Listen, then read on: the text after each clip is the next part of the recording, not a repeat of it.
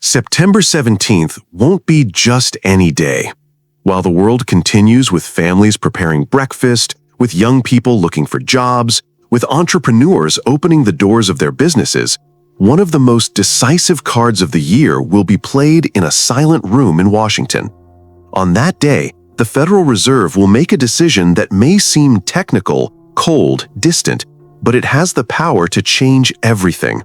An almost invisible movement capable of transforming your mortgage payment, the value of your savings, the cost of your weekly meal, and even the opportunities you will have to find work tomorrow. The economy works like a delicate pendulum. If it leans too far to one side, it suffocates families with high interest rates. If it swings to the other, it ignites the fires of inflation and money loses value. And at the center of that swing are us, you and I, trying to maintain balance amidst forces that seem uncontrollable. That's why what will happen on September 17th isn't just news, it's a story you're already experiencing firsthand. And I want to propose something to you. Write the phrase, "I choose to live in balance" in the comments. Do it as a reminder that, even if decisions are made far from you, your attitude and preparation can make a difference in your future. The power of a decision. The interest rate isn't simply a technical statistic that appears in the headlines of financial newspapers. It is, in essence, the invisible rudder that guides the course of an entire country's economy. A single movement, even a quarter of a percentage point, that is 0.25%, can have an impact that multiplies like ripples in the water after a stone is thrown. Consider this. If the Federal Reserve decides to raise that rate by just 0.25%, the average citizen might think it's no big deal. But for someone about to buy a home, that change could mean paying $150 or $200 more each month on their mortgage. And if we project that difference over 30 years, we're talking tens of thousands of extra dollars. Now let's broaden our view. In terms of public debt, the United States is saddled with more than $34 trillion in obligations. That same 0.25% increase translates into tens of billions in additional interest that the government must pay each year. And where does that money come from? From taxes, from cuts in social programs, from less investment in healthcare, education, or infrastructure. In the end, directly or indirectly, we all end up paying for it.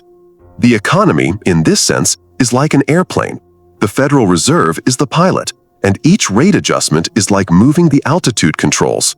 A small movement can mean a sharp descent, unexpected turbulence, or a steady flight. The problem is that we're not talking about a simulator, but about the lives of millions of families who feel the real impact in their daily lives. That's why there's no cold mathematics behind every Fed announcement.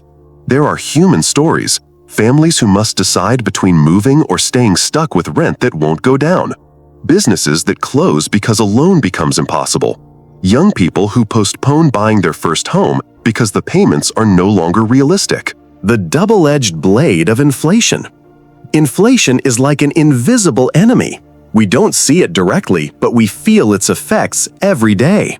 In July 2025, headline inflation in the United States stood at 2.7%, and core inflation, which excludes food and energy because they are more volatile, reached 3.1%. At first glance, these figures could be interpreted as controlled. However, they hide a much harsher reality. Let's look at the housing market. Just 3 years ago, an average rent in mid-sized cities was around $1,200.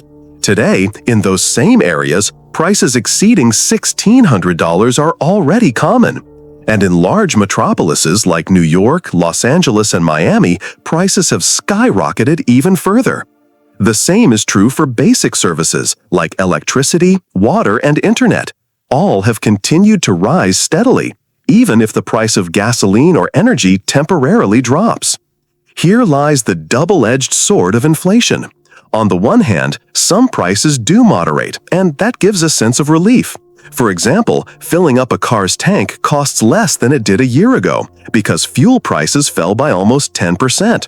But when we look at the things that weigh most heavily on the family budget, such as housing, rent, and utilities, the relief disappears.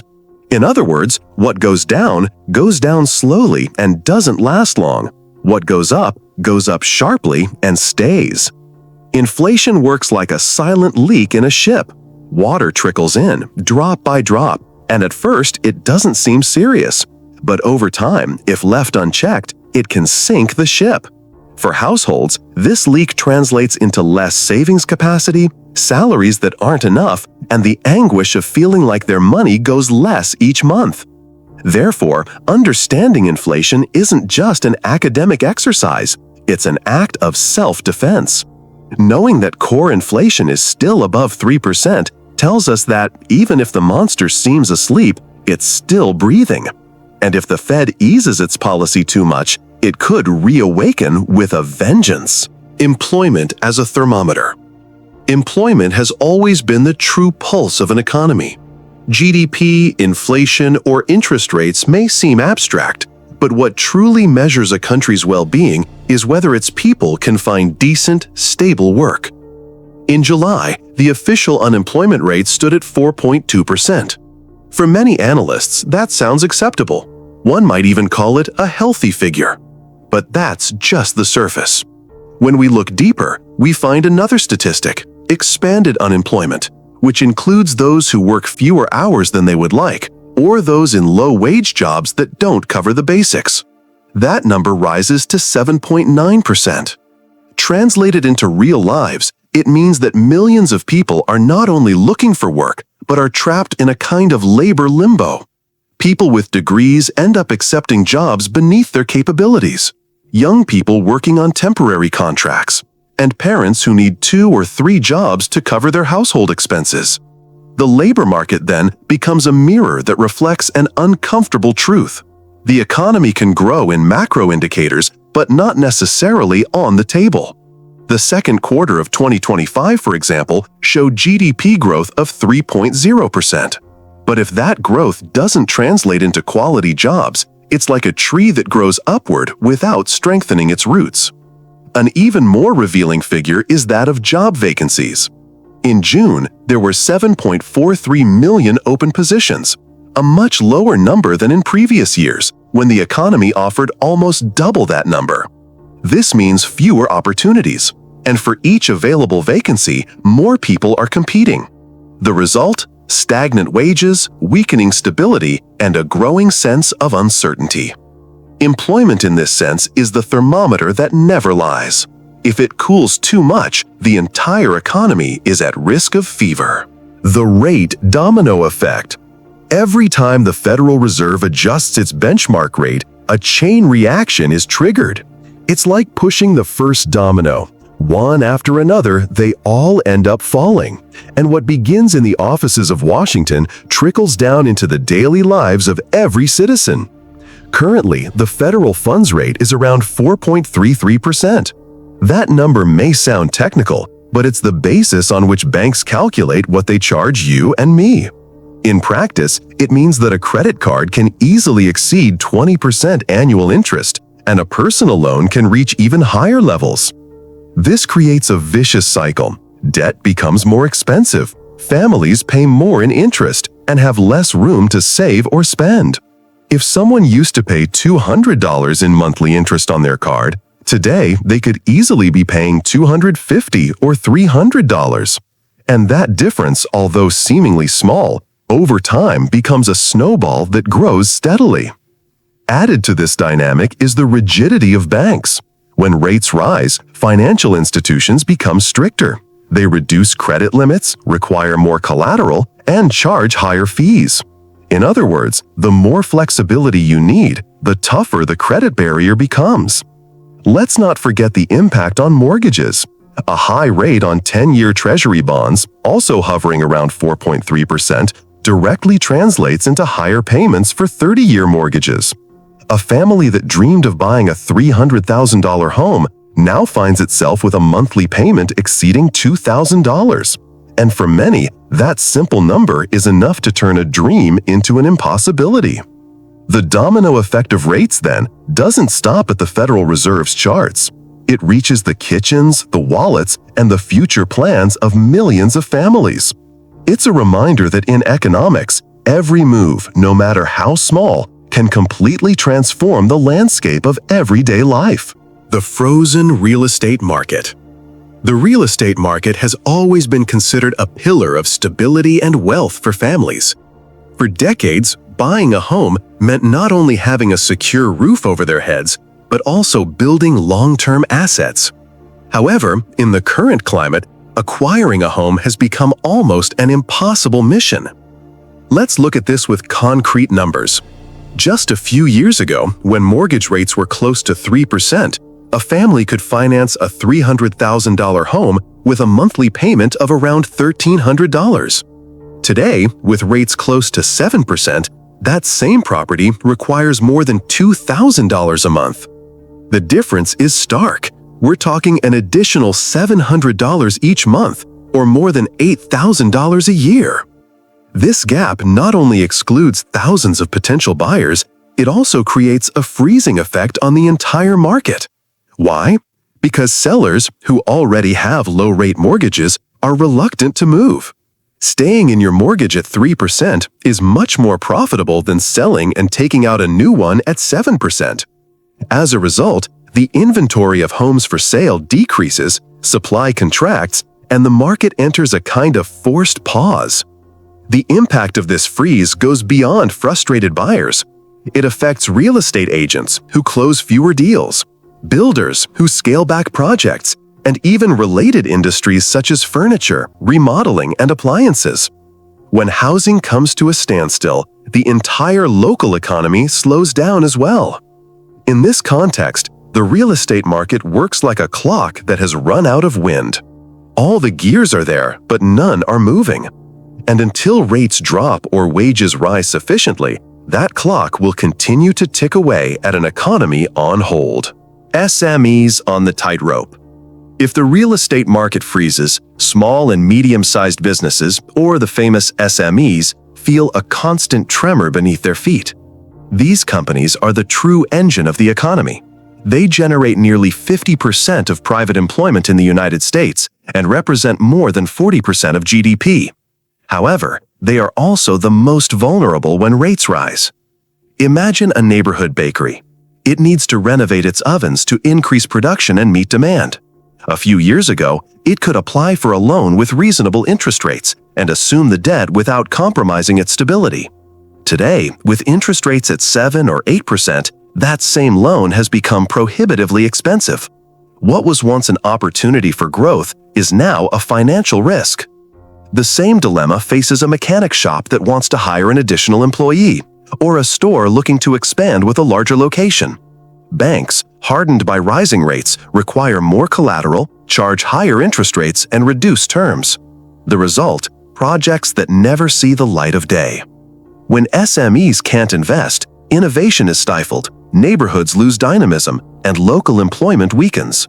Every additional point in interest rates becomes an obstacle for thousands of families who depend on these small businesses. And the most worrying thing is that unlike large corporations, SMEs don't have access to capital markets or international credit lines. Their survival depends on local banks and their ability to generate positive cash flow month after month. Therefore, when the squeeze tightens, they are the first to fall. However, history shows that even in times of crisis, the seeds of resilience and prosperity can germinate. Many businesses find in adversity the spark to reinvent themselves, optimize processes, and discover new ways to grow. And if you feel this truth, I want you to write in the comments the phrase, "I am prosperous and I attract wealth." Let it not be just a mantra, but an affirmation of confidence. Because even in the storm, there is always an open door to abundance. The game of the markets. Financial markets are like a chessboard.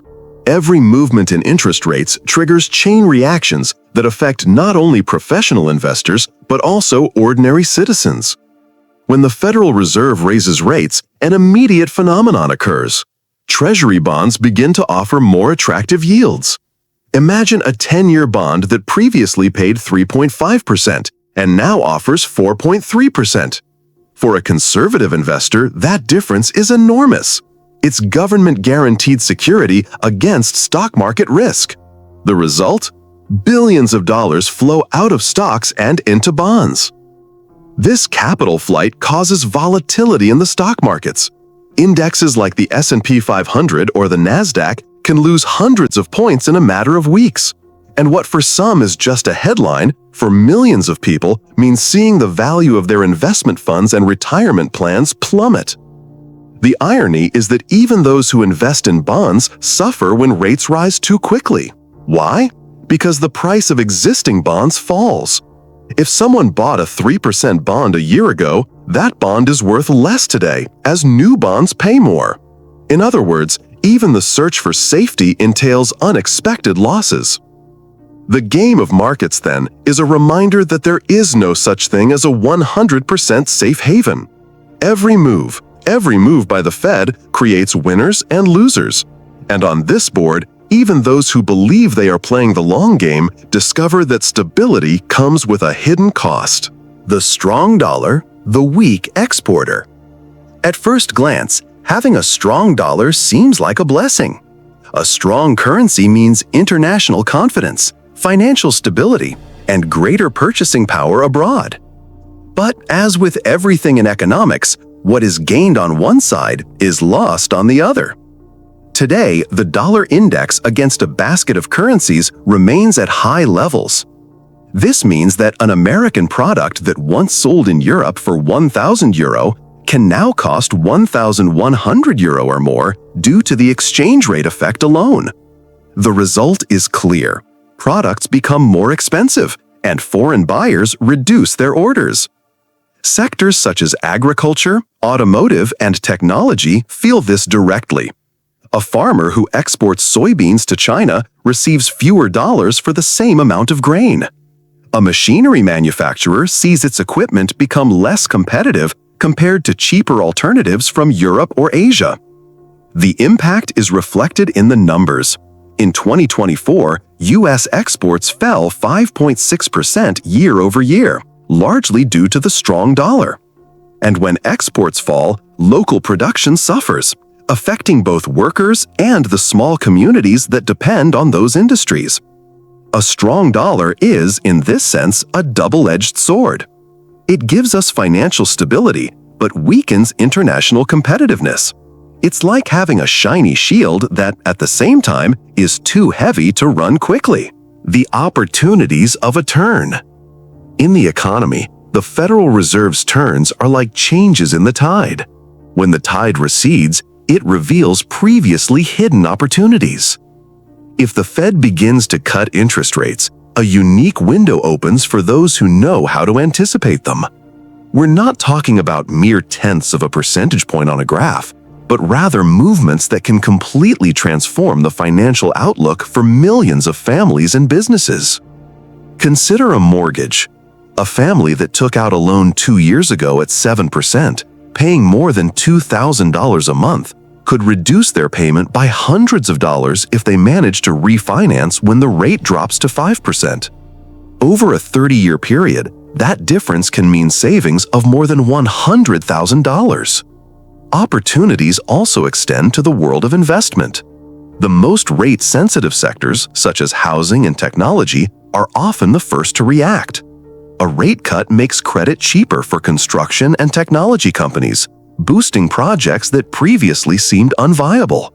For a vigilant investor, entering these sectors at the right time can make the difference between average returns and a true transformation of their assets. Each rate cut isn't just a number. It's like a sigh of relief for the economy, a respite that opens the door for growth. But these opportunities are fleeting, like windows that don't stay open forever. The power of anticipation. The economy, like the weather, cannot be controlled. No ordinary citizen has the power to stop a financial storm or accelerate a recovery. But what is in our hands is preparation. The power of anticipation lies in acting before the opportunity arrives. Having the necessary documents ready for a mortgage or refinancing can be the difference between taking advantage of falling rates or standing by and watching others do it. The same goes for investments. Diversifying before the storm allows you to withstand the fall of one sector and ride the wave of another. A clear example is found in those who, before the 2008 crisis, had distributed their money between bonds, stocks, and tangible assets like gold. While millions saw their savings evaporate, they managed not only to resist, but to prosper. Anticipating is not predicting the future. It is building a solid umbrella before it starts to rain. Today, more than ever, in a world of instant information, constant updates become an advantage. Those who understand that underlying inflation remains high, that the strong dollar weakens exports, or that employment is showing signs of weakness, don't remain paralyzed. They prepare to act as soon as the tide turns. In life, as in the economy, passivity is costly. It's not about waiting for opportunity to knock, but rather being ready to open it as soon as it arrives.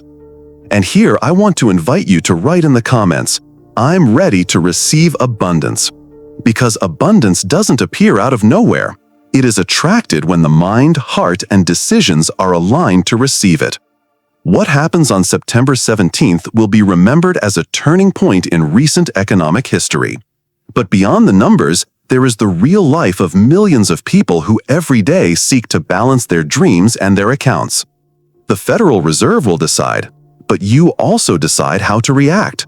You can stay still, or you can anticipate, learn, and move intelligently. If this message resonated with you, it's because you're ready for the next chapter. Subscribe and join me on this journey. The economy isn't just numbers, it's the story of your life, and together we can write it with purpose.